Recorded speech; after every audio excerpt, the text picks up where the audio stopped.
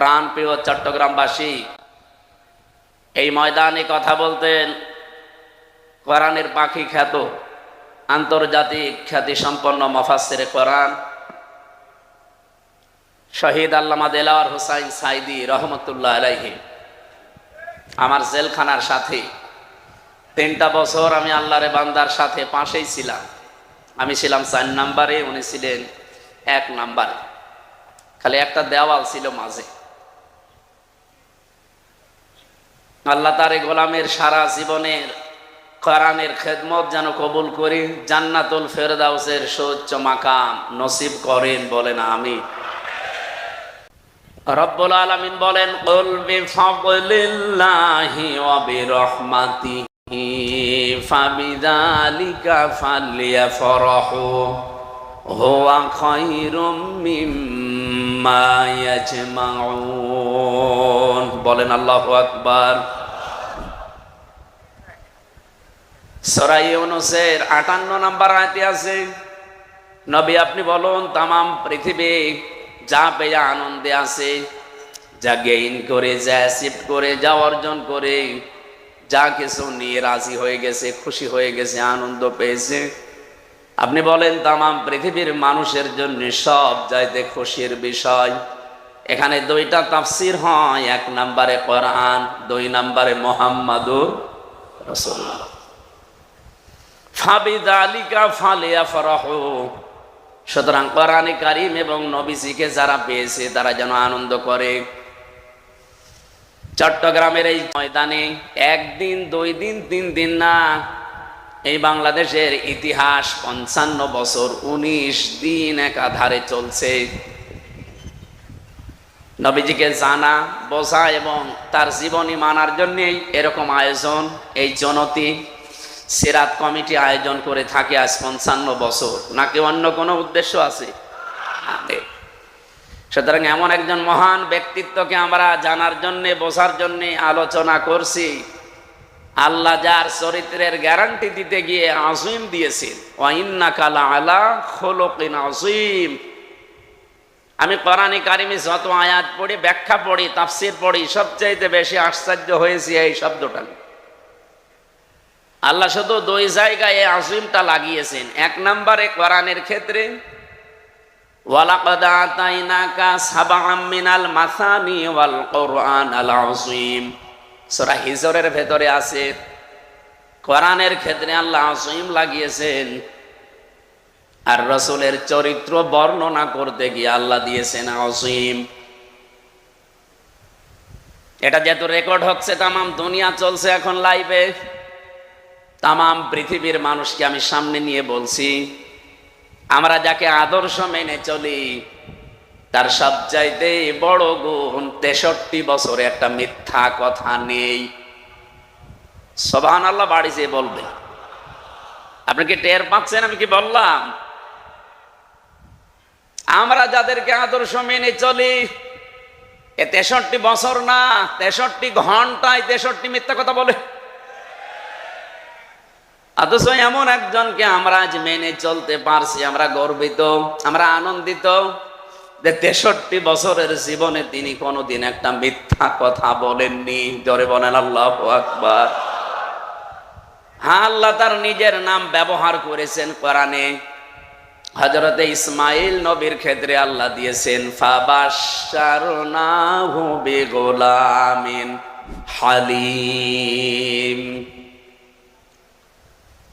আপনাকে আমি একটা ধৈর্যশীল, সহনশীল সন্তানের সুসংবাদ দিচ্ছি। এই যে হালিম, আমার আল্লাহর নাম। আজকের সভাপতি উনি হালিম না, উনি আব্দুল হালিম। ওনাকে যদি শুধু কেউ হালিম বলে ডাকেন আপনার গুনাহ হবে, কারণ হালিম কে? আরো জোরে বলেন। উনি কি? আব্দুল হালিম। উনি হালিমের দাস, হালিমের গোলাম, হালিমের বান্দা। হালিম শুধু একজন, অথচ ওই নামটা আল্লাহ ইসমাঈল নবীর চরিত্রের ক্ষেত্রে দিয়েছেন যে এমন ধৈর্যশীল, সহনশীল একটা সন্তান আপনাকে আমি উপহার দিলাম, হে ইব্রাহিম। ওনাকে আর একটা সন্তানের সুসংবাদ দিয়েছিলেন, তার নামও আল্লাহ তার নিজের নাম, লাগিয়ে দিয়েছেন। রব্বুল আলামিন বলেন ফাবাশশারনাহু বিগুলামিন আলীম, আপনাকে আমি সুসংবাদ দিচ্ছি একজন জ্ঞানী বান্দার। এই যে আলিম এবং হালিম, এই দুইটা শব্দ আল্লাহ নবীদের চরিত্রে দিলেন, একটা ইসহাক একটা ইসমাইল আলাইহিস সালাতু ওয়াস সালাম। কিন্তু মুহাম্মদুর রাসূলুল্লাহর ক্ষেত্রে আল্লাহ হালিম আর আলিম দেননি, এমন গভীর শব্দ দিয়েছেন কিয়ামত পর্যন্ত মানুষ নবীর চরিত্র শুধু অনুসরণ অনুকরণ করবে, কোল কিনারা পাবে না। নবীদের চরিত্র যদি অনুসরণ করেন, আল্লাহ যেহেতু খুলুকিন আলী আযীম দিয়েছেন, মহান চরিত্রের উপরে আপনি প্রতিষ্ঠিত অধিষ্ঠিত, যে কোরআন আপনার উপরে নাজিল করলাম এইটার ক্ষেত্রেও আমি আল্লাহ কিন্তু আসিম লাগিয়েছি। ওয়ালাকাদ আতাইনাকা সাবআম মিনাল মাসানি ওয়াল কুরআনাল আযীম, আপনাকে আমি 7 আয়াত বিশিষ্ট একটা সূরা দিয়েছি, কোরআন দিয়েছি, সেটা সূরা ফাতিহা। বারবার যেটা রিভাইজ দেওয়া লাগে, রিপিট করা লাগে, বারংবার পড়া লাগে। কোরআনে কারিমকে আল্লাহ কোরআনুল আযীম বললেন, আর এই কোরআন অনুযায়ী যেই মানুষটা চলতে পারে তাকে দিয়েছেন খুলুকিন আযীম। জোরে বলেন সুবহানাল্লাহ। তাহলে আজকে আমরা আনন্দিত এই কারণে, কারণ আমরা এমন একজন মানুষের চরিত্র, জীবন আদর্শ শোনার জন্য বসে আছি, যিনি আমাদের মতো সাধারণ মানুষ না। কি অনেক মানুষ এই কথা অলরেডি বলে যে নবীও তা আমিও তা না, এ কথা ঠিক না। রব্বুল আলামিন বলেন, নবী আপনি বলুন, কুল ইন্নামা আনা বাশারুম মিসলুকুম ইউহা ইলাইয়া। এখানে যারা আরবি বসে, যেহেতু আলেম আজকের সভাপতি মাওলানা আব্দুল হালিম, এটা কামিল মাদ্রাসার প্রিন্সিপাল, ভাইস প্রিন্সিপাল, হাজারো আলেম এখানে বসে আছেন।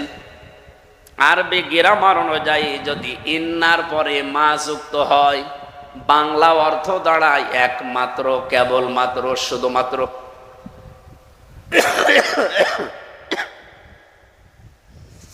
রব্বুল আলামিন এখানে জানাতে চেয়েছেন, নবী আপনি বলুন আমি তোমাদের মতো মানুষ, কিন্তু আমার উপরে ওহী আসে, তোমাদের উপরে আসে না, এটা একটা পার্থক্য। তাহলে আমাদের মতো নবী হয় কি করে? আমরা তো ওহী পেলাম না, পেয়েছি আমরা ওহী? বলেন বলেন। সুতরাং তিনি ওহী পেয়েছেন, এই ওহী অনুযায়ী তার জীবনটা তিনি সাজিয়েছেন। এই জন্য পৃথিবীতে যত মানুষ আসবে আর যত মানুষ যাবে, শ্রেষ্ঠ মানুষের তালিকায় 1 নম্বরে ধরা লাগবে মুহাম্মদুর রাসূলুল্লাহকে। বঙ্গবন্ধু শেখ মুজিবুর রহমানকে অনেকেই বলে যে উনি 1000 বছরের শ্রেষ্ঠ বাঙালি, কিন্তু তামাম পৃথিবীতে কিয়ামত পর্যন্ত যারা আসবে, দুনিয়া তৈরি হওয়ার পর থেকে আজকে পর্যন্ত যারা এসেছে, সবার ভেতরে বঙ্গবন্ধু শ্রেষ্ঠ বাঙালি এ কথা কেউ বলে? 1000 বছরের এই শব্দটা আমরা লাগিয়েছি, কিন্তু আল্লাহ পাক যার নামের আগে খুলুকিন আযীম লাগিয়েছেন, আপনি যদি গভীরতায় যেতে চান, এ মাপজব করে কোল কিনারা কোনো দিন পাবেন না। এই জন্য আমরা যারা আনন্দ করতে চাই, আজকে এই 19 দিনের 17 দিন একাধারে এখানে আনন্দ চলছে নবীর সিরাত শুনে, নাকি অন্য কিছু আলোচনা হয়েছে? হয়নি। কিন্তু দুঃখজনক একটা বিষয় আছে, এই চট্টগ্রাম বিভাগ এবং সিলেট বিভাগ, বাংলাদেশে এই 2টা বিভাগে যেই কয়টা জেলা আছে, তার অধিকাংশ জেলাতে মানুষ এই রবিউল আউয়াল মাস আসলে, এই মাসটা আসলে আমাদের এই 2 বিভাগে আমরা দেখি মানুষ পাগল হয় মিলাদুন নবী নিয়ে। ঈদে মিলাদুন নবী নাম দিয়ে যারা এটা করে, ঈদ মানে আনন্দ, মিলাদ মানে এটা মিলাদুন থেকে জন্ম, নবীজির জন্মে আপনি আনন্দ করবেন কেন? এই বিষয়টা আবিষ্কার করে না কেউ। রবিউল আউয়াল মাস তো আগেও ছিল, এটা তো আর নতুন না। শুধুমাত্র এই ১৫০০ বছরে রবিউল আউয়াল মাসের দাম মর্যাদা এত বেড়েছে তা কিন্তু না, এর আগেও ছিল। রবিউল আউয়াল মাসের বয়স কত আপনি বলতে পারবেন? হ্যাঁ, না মানে মিলাদুন নবী এই শব্দটা বিশ্ব নবী মুহাম্মদুর রাসূলুল্লাহর ইন্তেকালের প্রায় ৬০০ বছর পর, আমরা ইতিহাস পড়ে যেটা দেখলাম ৬০০ বছর পরে আবিষ্কার করেছি। কিন্তু সিরাতুন নবী এটা আবিষ্কার করা না, এটা কোরআনে কারীম থেকে নেওয়া। লাকাদ কানা লাকুম ফি রাসূলিল্লাহি উসওয়াতুন হাসানা, এই যে উসওয়াতুন হাসানা এই শব্দের তাফসীর ব্যাখ্যা এই বাংলাদেশ সহ বাইরের দেশগুলোতে আমি বিভিন্ন লাইব্রেরিতে দেখেছি। প্রায় ৪২টার উপরে তাফসীর আমি এই শব্দের সাথে মিলিয়েছি। সব মুফাসসির এই উসওয়াতুন হাসানা থেকেই সিরাত নবীর জীবন চরিত এ বিষয়ের উপর আলোচনা করেছেন। সবচাইতে অথেন্টিক আমার কাছে প্রায় ১৩টা কিতাব আমি এই ছোট বয়সে দেখেছি নবীর জীবনের উপরে। আর রাহিকুল মাখতুম আল্লামা সাফিউর রহমানের লেখা, এটা আমার কাছে সবচাইতে বেশি ভালো এবং সহজ মনে হয়েছে। কোরআনে কারীম থেকে এই নামটা নেওয়া, খিতামুহু মিস্ক ওয়াফি যালিকা ফালিয়াতানা ফাসিল মুতানাফিসুন। জান্নাতের এই যে কস্তুরী, যেটা এখান থেকে মানুষকে আল্লাহ খাবার খাওয়াবেন পানি জাতীয়, এটা পাওয়ার জন্য আল্লাহ প্রতিযোগিতা আরম্ভ করতে বলেছেন প্রতিযোগীদের। এর আগে যে রাহিক মাখতুম এই শব্দ থেকে আল্লামা সাফিউর রহমান রহমতুল্লাহ আলাইহি উনি নবীজির চরিত্রকে এমন ভাবে ফুটিয়েছেন। এখানে 4টা বিষয় আমার কাছে সবচাইতে বেশি আকর্ষণীয় মনে হয়। যারা শুধু নবীর মিলাদ নিয়ে জন্ম নিয়ে আনন্দ করতে চান, আমিও মিলাদ পড়ি এবং পড়াই, কিন্তু মিলাদ থেকে 27টা শিক্ষা আমি এই বই থেকে পেয়েছি, যেটা বাংলাদেশ, ভারত আর পাকিস্তানে নেওয়া হয় না। আমি একটা শুধু আপনাদের শিক্ষার জন্য বলছি। বলেন তো মিলাদ মানে কি? বললাম জন্ম। বলেন বলেন, নবীজি জন্ম নিয়েছিলেন এই যে মাসে, এ রবিউল আউয়াল মাস কি এই ১৫০০ বছরের আগে ছিল না? বলেন বলেন, ছিল। কতদিন আগ থেকে আসতেছে? ইন্না ইদ্দাতাশ শুহুরি ইনদাল্লাহি 12 শাহরান ফি কিতাবিল্লাহ ইয়াউমা খালাকাস সামাওয়াতি ওয়াল আরদা মিনহা আরবাআতুন হুরুম ইলা আখিরি আয়াত। সূরা তাওবার ৩৬ নম্বর আয়াতে এসেছে, আল্লাহ পাক যেদিন আসমান জমিন তৈরি করেন ওই দিন তার কিতাবের ভেতরে 12টা মাসের নাম তিনি লিপিবদ্ধ করেছিলেন, তার ভেতরে এই রবিউল আউয়াল ছিল। তাহলে রবিউল আউয়ালের বয়স কিন্তু ১৫০০ বছর না। কত বছর আপনি হিসাব করেন? যেদিন দুনিয়া আল্লাহ বানিয়েছে ওই দিন তার কিতাব এটা লিপিবদ্ধ করা। জোরে বলেন আল্লাহু আকবার। কিন্তু এই যে মর্যাদা আমরা দিচ্ছি, এর দাম এত দেয়, এটা আসলে অনেকে আবেগ আপ্লুত হয়ে পড়ে। এমনকি কালকে পরশোধনে যা আলোচনা হবে নবীজির সিরাতের ওপরে, মিলাদের ওপরে হবে। আমরা আশা করব যারা এই 2 দিন আসবে তারা যেন এই 27টা ব্যাখ্যা রাহিকুল মাখতুম থেকে আপনাদেরকে পড়া শোনায়। যেহেতু আমার আলোচনা ওইটা না, আমার একটা আলোচনার বিষয় আপনারা দিয়েছেন, আমি ওইদিকে যাব। বিশ্বনবী এই মাসে জন্ম নিয়ে প্রথম যে কাজটা করেছিলেন মায়ের কোলে বসে, আমরা হাদিস থেকে পড়ছি 3 জন মহিলার দুধ তিনি দুনিয়ায় পান করেছিলেন। প্রথম নাম্বারে তার নিজের মা হযরতে আমিনা, 2 নম্বরে উম্মে আইমান নামে এক দাসী, 3 নম্বরে হযরতে হালিমাতুস সাদিয়া রাদিয়াল্লাহু তাআলা আনহা। রাহিকুল মাখতুমের বর্ণনা আল্লামা সাফিউর রহমান রহমাতুল্লাহ আলাইহি লিখেছেন, হযরতে হালিমা বলেন, আমি যখন মুহাম্মদকে কোলে তুলে নিলাম, ডান স্তন তাকে আমি পান করতে দিলাম, সে ঠিক মতো পান করেছে। বাম স্তন যখনই তাকে দিয়েছি সে মুখ বের করে নিয়েছে। হযরত হালিমা বলেন আমি আবার জোর করে মুখ লাগালাম, দেখি আবার মুখ বের করে নিয়েছে। আবার মুখ লাগালাম, দেখি আবার মুখ বের করে নিয়েছে। 3 বারের বার আমি আর চেষ্টা করলাম না যে বারবার মুখ বের করে কেন।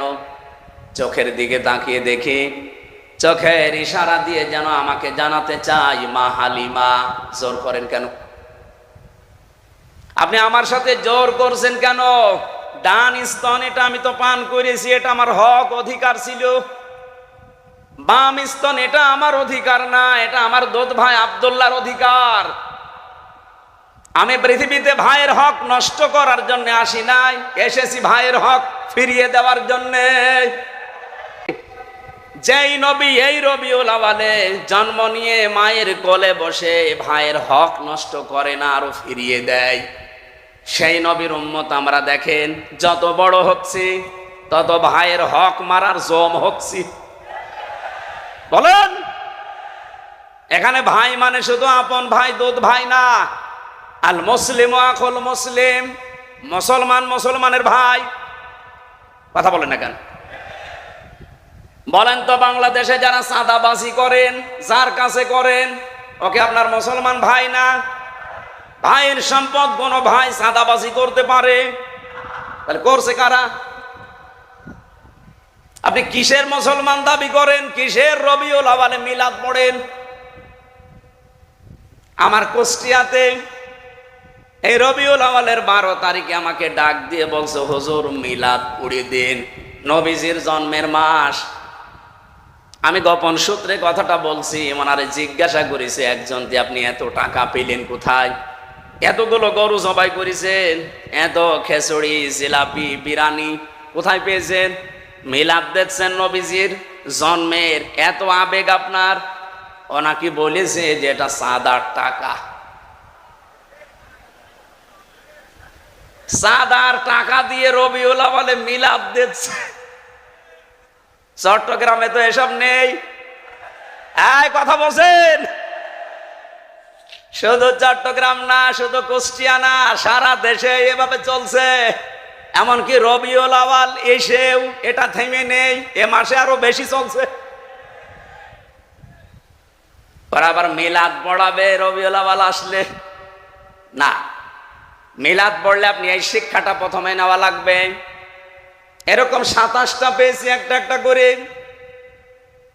আমার যেহেতু মিলাদ নিয়ে আলোচনা না, আমার সিরাত নিয়ে আলোচনা। এই পৃথিবীতে যদি কেউ শুধুমাত্র মিলাদ মানে কিন্তু নবীজির সিরাতকে না মানে, ওই লোকটা জাহান্নামে যাবে, তার বাস্তব প্রমাণ আবু লাহাব, আবু তালেব। নবীজির এই 2 জন চাচা নবীর জন্মে খুশি ছিল। আপনি আবু তালেবের জীবনী পড়েন, আবু লাহাবের জীবনী পড়েন, তাফসিরে পেয়েছি এই 2 জনের জীবনী। তারা এত বেশি খুশি হয়েছিল নবীর জন্মে, আল্লাহর নবীর যেদিন জন্ম হয় এই 2 আঙ্গুল দিয়ে দাসী পর্যন্ত আজাদ করে দিয়েছে।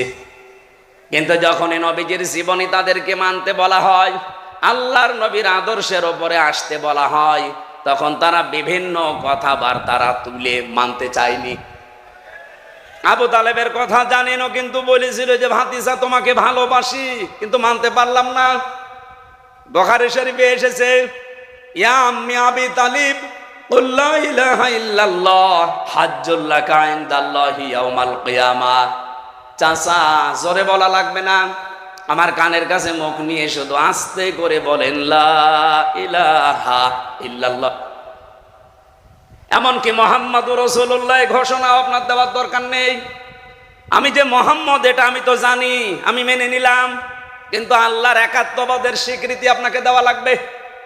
আপনার জোরে দিলে যদি সমস্যা হয়, একটু আস্তে আস্তে বলেন। কিয়ামতের দিন আমি আল্লাহর সামনে ঝগড়া করে আপনাকে জান্নাতে নিয়ে যাব না। লোকটা পড়ে না।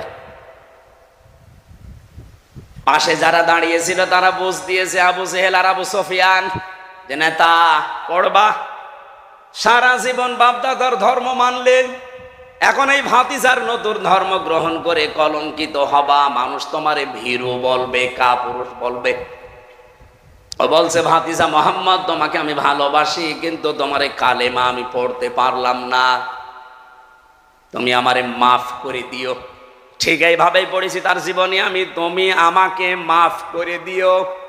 বলেন তো মাফ করার মালিক নবীজি না আল্লাহ? বলেন বলেন। ওমাই ইয়াগফিরুয যুনুবা ইল্লাল্লাহ, আল্লাহ বাদে মাফ করতে কেউ, আরো জোরে বলেন, পারে না। সঙ্গে সঙ্গে নবীজির মন খারাপ হয়ে গেল। ফেরেশতা জিবরাইল সূরা কসসের 56 নাম্বার আয়াতটা নিয়ে হাজির হয়ে গেলেন।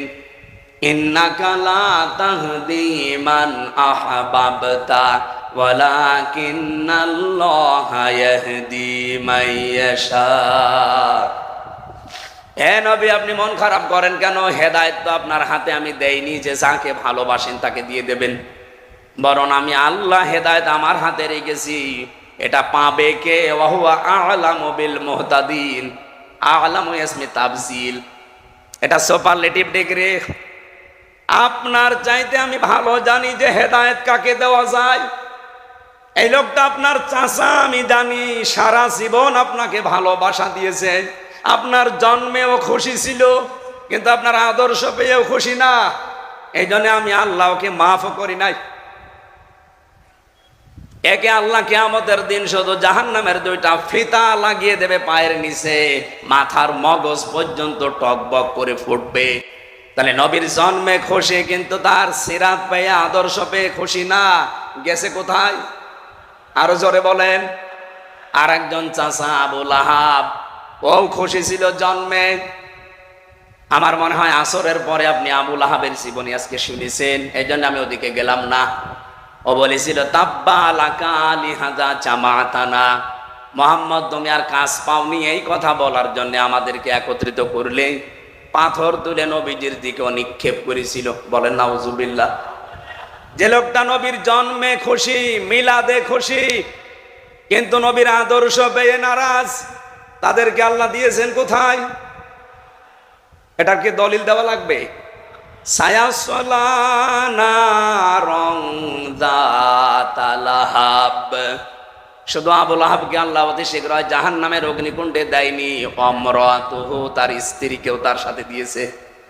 সুতরাং আজ বিশ্বে যারা বিভিন্ন জায়গায় আবু লাহাবের মতো মানুষ নবীর জন্মে খুশি, কিন্তু তার আদর্শের কথা বলতে গেলে যারা নারাজ, যারা আমাদের পেছনে উল্টাপাল্টা ট্যাগ লাগিয়ে দেন, এমনকি তাদের পেছনে দেখি অনেক মহিলা পর্যন্ত নাড়াচাড়া দেয়।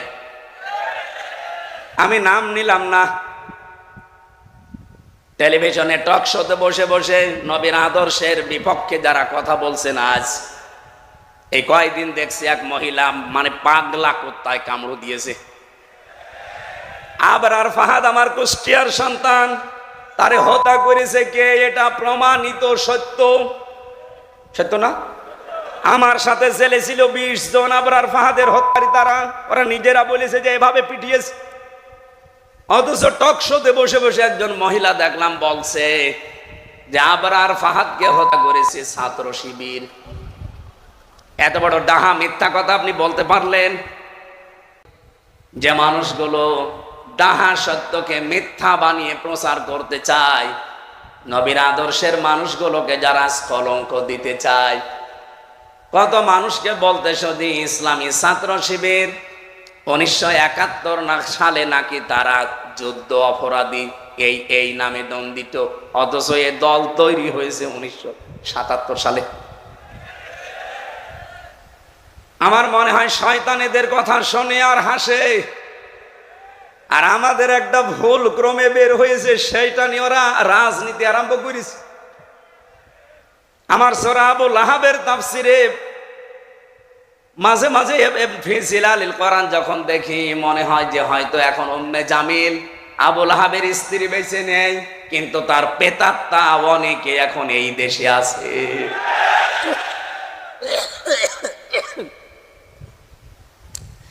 আবু লাহাব নবীর জন্মে খুশি ছিল, আদর্শ খুশি না, এই জন্য শুধু একা জাহান্নামে গিয়েছে। অমরাতুহু তার স্ত্রীও তার সাথে গেছে।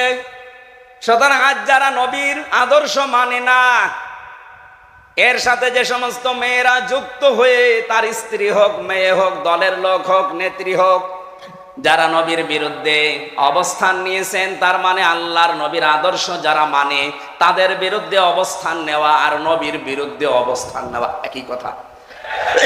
চট্টগ্রামবাসী, আমি মেন কথাটা বলতে চাই এইভাবে, শুধুমাত্র নবীর জন্ম নিয়ে আনন্দে থাকলে আপনাকে হবে না, তাহলে আবু লাহাব এবং আবু তালেবের মতো আপনি জাহান্নামে যাবেন। আপনাকে নবীর জন্ম নিয়ে মিলাদ নিয়ে যেমন খুশি থাকার কথা, তার চাইতে বেশি খুশি হওয়ার কথা নবীর জীবন এবং আদর্শ পেয়ে। ওনার 40 থেকে 63 এই 23 বছরের জীবন আপনাকে মাস্ট বি মানাই লাগবে। এই কথা বলেন না কেন? কোরআনের আইন মানা যেমন ফরজ, বিশ্ব নবীর আদর্শ মানা ওই রকম ফরজ। বিশেষ করে 40 থেকে 63 এই 23 বছর একদিনও আপনি বাদ দিতে পারবেন না। সিস্টেম অপর পৃষ্ঠায় দেখুন, যেহেতু বললাম সিস্টেম অপর পৃষ্ঠায় দেখুন, আরো দুইজন চাচার নাম আমরা জানি, যিনি আমার নামে নাম হযরতে আবু আমির হামজা, আর একজন হযরতে আব্বাস রাদিয়াল্লাহু তাআলা আনহুমা। এই দুইজন চাচা, তাদের পুরা জীবনী আমি পড়েছি। ওনারা শুধু নবীর মিলাদে খুশি না, নবীর জন্মে খুশি না, ওরা নবীর আদর্শ পেয়েও খুশি ছিল। তাহলে আমার মনে হয় ক্লিয়ার হয়ে গেছে যে শুধু মিলাদুন নবী পালন করলে আপনি জান্নাত যেতে পারবেন না, সিরাতুন নবী আপনাকে মানা লাগবে। এই জন্যই সুন্নতির সিরাত কমিটি আজ 55 বছর একাধারে এই পৃথিবীর মানুষকে এইটাই জানান দিচ্ছে যে মিলাদ আমরা মানি, কিন্তু সিরাত জরুরি। কথা বলেন। আর সিরাত আমাদের ভেতরে নেই। সিরাতের বহু পাঠ আমি পেয়েছি। আমার এই ছোট্ট জীবনে সিরাতের প্রায় 71টা পাঠ পেয়েছি আমি নবীজির জীবনে। তার ভেতরে একটা আপনারা দিয়েছেন আজকে, শান্তির সমাজ প্রতিষ্ঠায় নবীজি সাল্লাল্লাহু আলাইহি ওয়াসাল্লাম। আসেন, দুনিয়ায় শান্তি এই শব্দটার ব্যাখ্যা নিয়ে আমরা এবার মূল আলোচনায় প্রবেশ করতে চাচ্ছি। আল্লাহ আমাদেরকে যে ধৈর্য এবং সহ্য, সেই জোহরের পর থেকে আপনারা বসে আছেন, এই জন্য এই ধৈর্য এবং সহ্যের কারণে বলেন আলহামদুলিল্লাহ।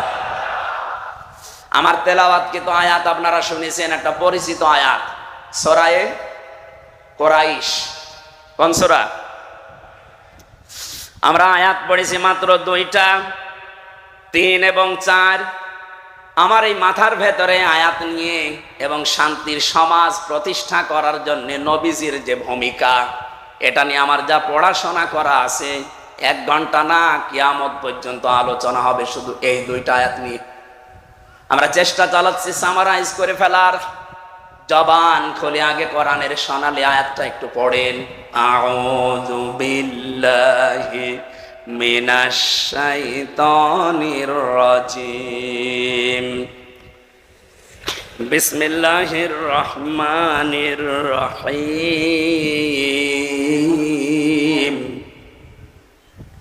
ফালিয়াবুদু রাব্ব হাযাল বাইত। আল্লাহ পাক বলেন, এই ঘরের মালিকের ইবাদত করো। তাহলে 2টা জিনিস আমি তোমাদেরকে দেব। আল্লাযী আত'আমাহুম মিন জু' ওয়া আমানাহুম মিন খাউফ। ক্ষুধা লাগলে এই খাবারের ব্যবস্থা আমি আল্লাহ করব, আর যখনই ভয় আসবে তখন আমি আল্লাহর নিরাপত্তা দিয়ে দেব। আমাদের প্রথম বিষয় হচ্ছে শান্তির সমাজ প্রতিষ্ঠা। শান্তি কি? এটা দুঃখের বিপরীত, কষ্টের বিপরীত। আমরা অনেকেই বলি যে সুখ শান্তি, না, জিনিস 2টা এক না, এমনকি 2টার শব্দ আলাদা। আপনি পুরা কোরআন শরীফের ভেতরে যদি সুখ এই শব্দ অনুসন্ধান করতে চান, তাহলে আপনি শান্তির শব্দ পাবেন না। সুখ শব্দের আরবি অর্থ হচ্ছে রাহাতুন। রাহাতুন মানে সুখ। তাফসিরে পড়েছি 3টা জিনিসকে সুখ বলা হয়। আর সেলমন বা সালমন, এখানে আমি সেলমন শব্দের অর্থ পেয়েছি ইসলাম, আর সালমন যদি জবর দিয়ে পড়া হয় তাহলে বাংলা অর্থ দাঁড়ায় শান্তি, নিরাপত্তা, স্বস্তি।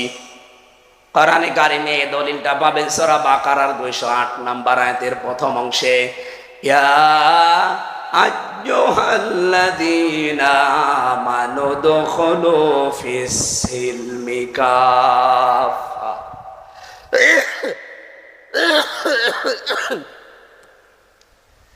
এখানে আল্লাহ ঈমানদারকে ডাক দিয়ে জানালেন, তোমরা ইসলামে পরিপূর্ণভাবে প্রবেশ করো।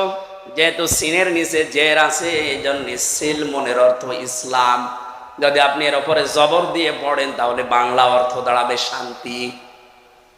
কোরআন শরীফ থেকে আমি 4টা বিষয় পেয়েছি শান্তির, তাহলে 3টা বিষয়কে বলা হয় রাহাতুন বা সুখ, আর 4টা বিষয়কে বলা হয় সিলমন বা শান্তি।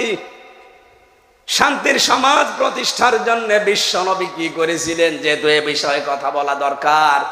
আল্লাহর নবী জন্মের পর থেকে 17 বছর পর্যন্ত তিনি তেমন কোনো কাজে যোগ দেননি। শান্তি প্রতিষ্ঠা করার জন্য তিনি 17 বছর থেকে আরম্ভ করেছিলেন হেলফুল ফজল সংগঠনের নামে। আমি আমার দেশের যুবকদেরকে আহ্বান জানাবো, যদি নবীজির আদর্শে অনুপ্রাণিত হয়ে এই দেশে যদি শান্তি আপনি স্থাপন করতে চান, প্রতিষ্ঠা করতে চান, মাস্ট বি এই 16-17 বছর বয়স থেকে আপনাকেও সংগঠনভুক্ত হওয়া লাগবে। আর কথা বলে না কেন? আর আমি নিজে কোরআন হাদিস পড়ে যেহেতু একেবারে খাস বাংলায় বলছি, বাংলাদেশে যত সংগঠন এখন কাজ করছে সবার উদ্দেশ্য এক না। বামপন্থী রাজনীতি যারা করে এদের ছাত্র সংগঠনের উদ্দেশ্য আপনি দেখেন, এরা বলে আমরা 10 তলার গাছতলা সব সমান করে দেব। কেউ 10 তলায় থাকবে, কেউ গাছতলায় থাকবে, এটা হবে না, সব সমান হয়ে যাবে। আমরা ওটা চাই, কিন্তু আপনি চান লেনিন আর কার্ল মার্ক্সের পথে, আর আমরা চাই মুহাম্মদুর রাসূলুল্লাহর পথে। পার্থক্য এইটা। যেহেতু আমার নিজের লেখা নিজের দেখা, বাংলাদেশে এখন যত ছাত্র সংগঠন আছে এই 16-17 বছর বয়স থেকে যারা সংগঠন করে, নিজের চরিত্রকে ঠিক রেখে, নিজেদের লেখাপড়াকে ঠিক রেখে সমাজে শান্তি স্বস্তি নিরাপত্তা দেওয়ার জন্য সর্বাত্মক চেষ্টা যারা করে যাচ্ছে তারা ইসলামী ছাত্র শিবির। আপনার রাগ হলেও এটাই সত্য, তার বাস্তব প্রমাণ আপনাদের এই এলাকায় বাড়ি এসএম ফরহাদ, এই পাশের জেলা খাগড়াছড়ি বাড়ি সাদিক কাইম, আমার জয়পুর হাটে বাড়ি মহিউদ্দিন। সারা বাংলাদেশের দিকে তাকান, অন্য কোনো দোষ হয়তো আপনি তাদের দিতে পারেন বানিয়ে তহমত হিসাবে, দামি গ্যারান্টি দিতে পারি এই যে ছাত্র শিবির, এদের ভেতরে কোনো বিড়িখোর, গাঁজাখোর, মদখোর, নারীখোর পাবেন না। যদি একটা ধরতে পারেন আপনি আমারে বলেন, আমি এখনই তাদের নামে বরদোয়া করব। তো বাকি যেগুলো আছে শুধু বলা না, আমি নিজের চরিত্র তাদের দেখেছি। তারা সত্যকে মিথ্যা, মিথ্যাকে সত্য বানিয়ে উলট পালট করে একজনের নামে খালি দায় চাপিয়ে দাও, দায় চাপিয়ে দাও, এই রাজনীতি করে। এটাকে আমি বানালাম। কোরআনে কারিমের সূরা নিসা 5 নম্বর পারা 15 নম্বর পৃষ্ঠা 11 নম্বর লাইনের 112 নম্বর আয়াতটা বাড়িতে মিলাবেন। অমাইয়াকসিব খতিয়াতান আও ইসমান সুম্মা ইয়ারমি বিহি বারিআন ফাকাদ ইহতামালা বুহতানা ওয়া ইসমান মুবিনা। রব্বুল আলামিন বলেন, বহু মানুষ এমন আছে নিজে অন্যায় করে, আর অন্যায়টা যখন হয়ে যায় তখন একটা নিরপরাধ মানুষের উপরে দোষটা চাপিয়ে নিজে ভালো সাজে। এরকম ছাত্র সংগঠন বাংলাদেশে নেই, এরকম দল বাংলাদেশে নেই। নিজেরা অন্যায় করে, নিজেরা দোষ করে, আর যে লোকটা কিচ্ছু জানে না তার উপরে দোষটা চাপিয়ে তাকে জাতির সামনে কালার করে দেয়, আবার কানে কানে বলে দেয় যে দোষ অমুকের উপরে চাপিয়ে দে। কি বেশি বলে ফেললাম?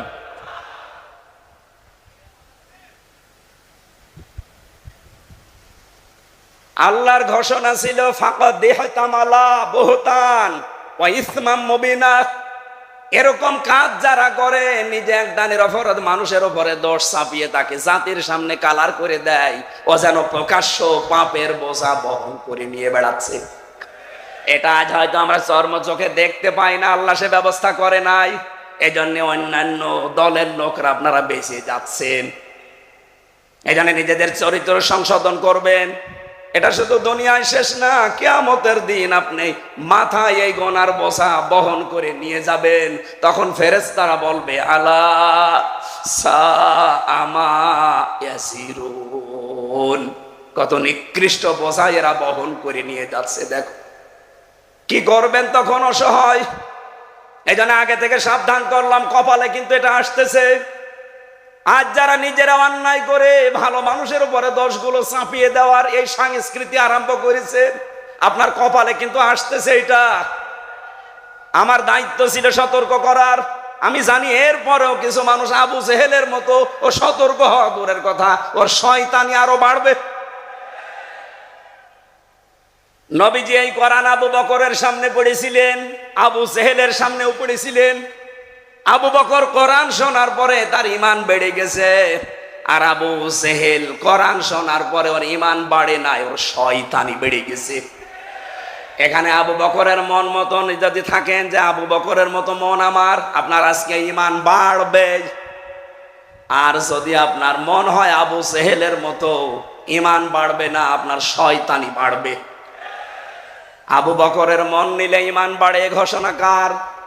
আরো জোরে বলেন, ইন্নামাল মুমিনুনা আল্লাযীনা ইযা যুকিরাল্লাহু ওয়াজিলাত কুলুবুহুম ওয়া ইযা তুলিয়াত আলাইহিম আয়াতুহু যাদাতুহুম ঈমানা। কোরআনের আলোচনা যদি মন দিয়ে আপনি শুনতে পারেন আর উপলব্ধি করার যোগ্যতা যদি আপনার থাকে, মাস্ট বি যাদাতুহুম ঈমানা, আপনার ঈমান বাড়বে। কিন্তু যারা কাফের, আবু জেহেলের মতো মন নিয়ে বসে আছেন, বিভিন্ন জায়গায় বসে বসে গল্প করছেন যে কি বলে দেখি, তাদের কথা আল্লাহ কোরআনে দিয়েছেন। সূরা হজে আছে 17 নম্বর পারা 19 নম্বর পৃষ্ঠার 13 নম্বর লাইনে আছে। রব্বুল আলামিন বলেন, ওয়াইদা তুতলা আলাইহিম আয়াতুনা বাজ্জিনাতিন তা'রিফু ফি ওয়ুজুহিল্লাযিনা কাফারুল মুনকার। হে নবী, আপনি কোরআন তেলাওয়াত করে ব্যাখ্যা বিশ্লেষণ করে যখন স্পষ্টভাবে বোঝাবেন, দেখবেন যারা কাফের ওরা আপনার দিকে তেড়ে তেড়ে মারতে আসবে। এখানে হয়তো মারতে আসছেন না, কিন্তু চোখ মুখ কালো হয়ে গেছে। দেখেন কোনটার মন খারাপ, তাকান, দেখেন দেখেন। যেইটার মন খারাপ দেখবেন, মনে করবেন ওর ভেতরে আবু জেহেলের মতো সমস্যা।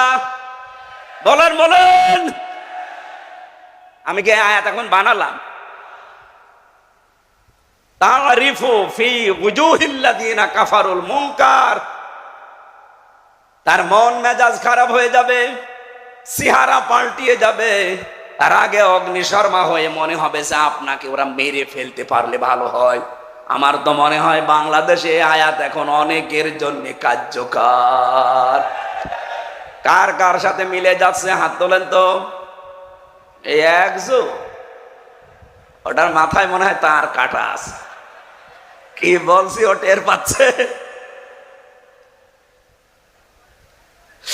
একজনের ছেলে ম্যাট্রিক পরীক্ষায় পাশ করেছে, ফার্স্ট ক্লাস ফার্স্ট। দোকানে বসে বসে লোকটা চা খাচ্ছে। একজন দৌড়িয়ে এসে বলছে, চাচা আপনি এখানে চা খান, আপনার ছেলেটা ম্যাট্রিক পরীক্ষায় পাশ। বলছে ইন্না লিল্লাহ। আমার মনে হয় ওই লোকটা সে। এবার আসেন তো আমরা দ্বিতীয় বিষয়ে যাচ্ছি। বিশ্বনবী যে হিলফুল ফজুল গঠন করার মাধ্যমে সমাজে শান্তি প্রতিষ্ঠা করার চেষ্টা করেছিলেন, তিনি কি সফল হয়েছিলেন? তিনি 17 থেকে 40-23 বছর চেষ্টা চালান এলাকার যুবকদেরকে নিয়ে, কিন্তু পারেননি। একটা মাত্র কারণে পারেননি, কারণে 23 বছরে তার কাছে কোরআন ছিল না। এই একই মানুষ 40 থেকে 63, এটাও 23 বছর চেষ্টা চালিয়েছিলেন, কিছু কাছে কোরআন ছিল। এই জন্য উনি শুধু শান্তির সমাজ না, খয়রুল করুনি করনি, উনি বলেছিলেন আমার যুগ শ্রেষ্ঠ যুগ। সুবহানাল্লাহ বলতে পারেন নাই? আজ বাংলাদেশে যত দল আছেন, প্রায় 73টা দল এই দেশে কাজ করছে, যাদের কর্মসূচির ভেতরে কোরআন নেই, যাদের সিলেবাসে কোরআন নেই, তারাও শান্তির সমাজ, শান্তির দেশ গঠন করার চেষ্টা করছেন। কিয়ামতের আগ পর্যন্ত পারবেন না, নবীজি তাই পারে নাই। আপনি পারবেন, আপনার কর্মসূচিতে, আপনার সিলেবাসে কোরআন নিয়ে আসেন। এই কথা বলেন না কেন?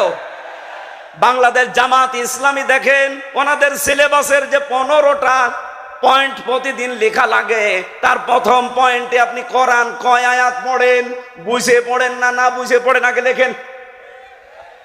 আমার মনে হয় এই সিলেবাস যদি বাংলার এই 73টা দল মেনে নিতে পারে, শুধু 6 মাসে এই দেশের 18 কোটি মানুষ সবগুলো সাদাবাস মুক্ত হয়ে যাবে।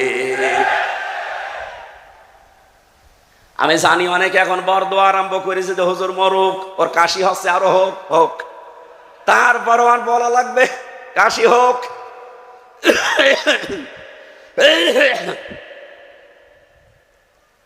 বলেন নবীজি নিজের 17 থেকে 40, 63, 23 বছর চেষ্টা চালিয়েছিলেন ভালো করার জন্য, শান্তির সমাজ প্রতিষ্ঠার জন্য।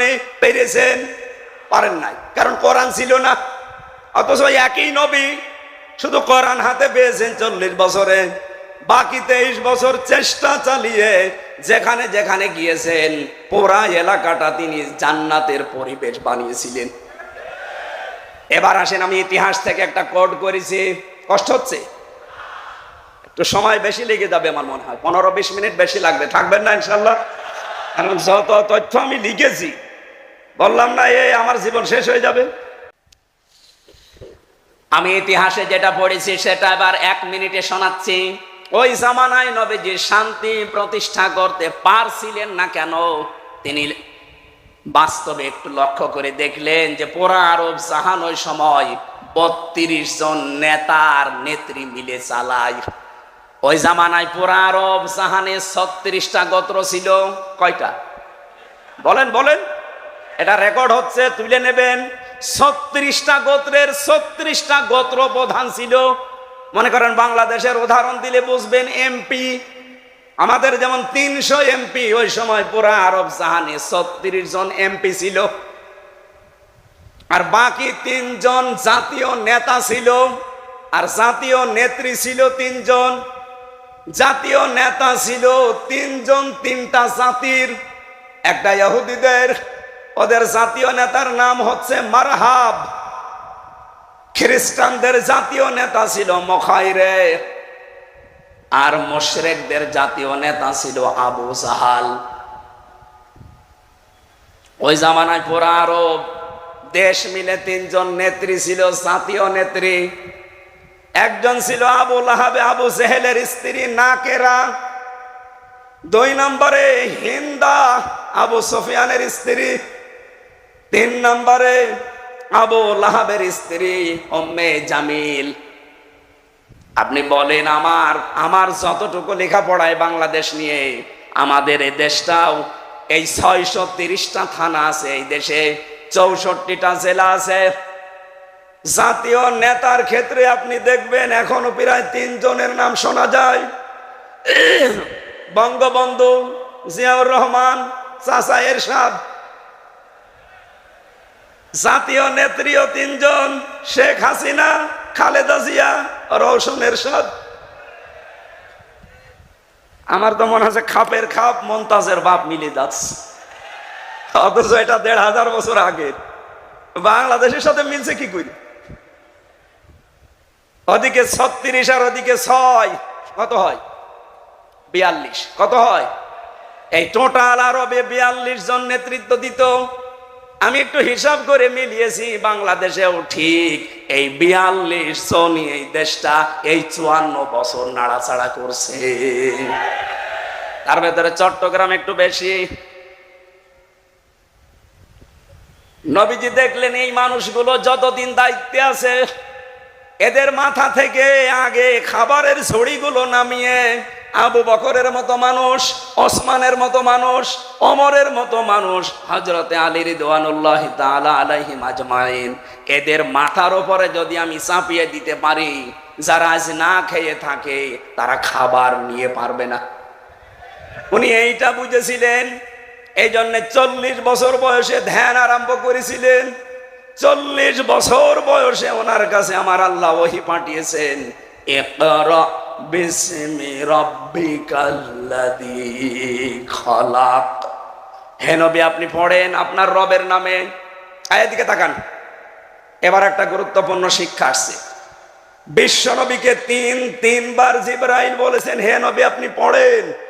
উনি 3 বারই বলেছেন, মা নবী করি, আমি পড়তে পারি না, আমি কি পড়বো, পড়তে আমি জানি না। 3য়বার যখন বললেন রব্বিকাল্লাযী খলাক, রবের নামে পড়েন। আমি আয়াতের তাফসীর পড়তে গিয়ে ফিসিল আলিল কোরআনে দেখেছি, সাইয়েদ কুতুব লিখেছেন নবীজি আর 1 সেকেন্ডও দেরি করে নাই, এবার পড়তে পড়তে তিনি জিবরাইলের সাথে 5 আয়াত পড়েছিলেন। ফেরেশতা জিবরাইল জিজ্ঞাসা করছে, আপনাকে এতবার পড়তে বললাম পড়লেন না, হঠাৎ এবার 5 আয়াত আমার সাথে পড়ে ফেললেন কেন? নবীজি বলেন, ইয়া আখি জিবরাইল, হে জিবরাইল, বারবার আমাকে পড়তে বলেন, আমি কার নামে পড়ব? আপনি যখনই বললেন বিসমি রব্বিকা, যে রবের নামে পড়েন, যিনি আমাকে বানিয়েছে, আমি কিন্তু আর দেরি করি নাই। শুধু আজকে থেকে শিক্ষা দিয়ে গেলাম, কিয়ামত পর্যন্ত আমার যত উম্মত আসবে, ওরা যদি দুনিয়ায় পড়াশোনা করে তারা যেন রবের নামে পড়ে। আমাদের দেশে রবের নামে পড়া ছিল, কিন্তু আস্তে আস্তে তুলে দিয়েছে।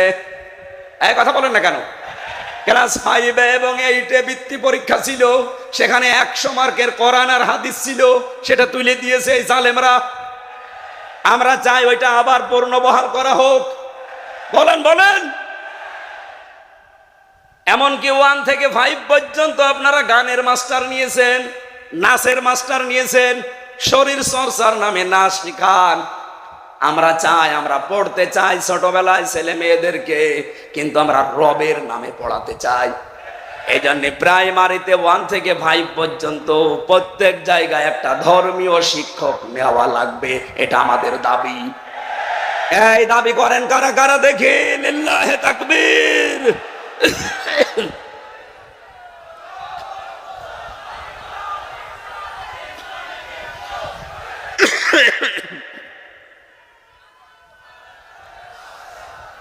যেহেতু প্রধান উপদেষ্টা আপনাদের এই চট্টগ্রামের সন্তান ডক্টর মোহাম্মদ ইউনূস, কয় নবী? মোহাম্মদ একটা, ইউনূস একটা, 2 নবীর নাম নিয়ে আপনি বসে আছেন। 92% মুসলমানের মাথার উপরে। আপনি গানের মাস্টার নিতে পারেন, নাচের মাস্টার নিতে পারেন, একটা আলেমকে আপনি কোরআন শিক্ষায় নিতে পারেন না। আমরা এটা দাবি না, এ দাবি আমরা আদায় করেই ছাড়বো ইনশাআল্লাহ। সত্যি করে বলেন, দলমত নির্বিশেষে এ দাবি আদায় না হওয়া পর্যন্ত আমাদের ছুটি নেই। কারা চান? লিল্লাহে তাকবীর।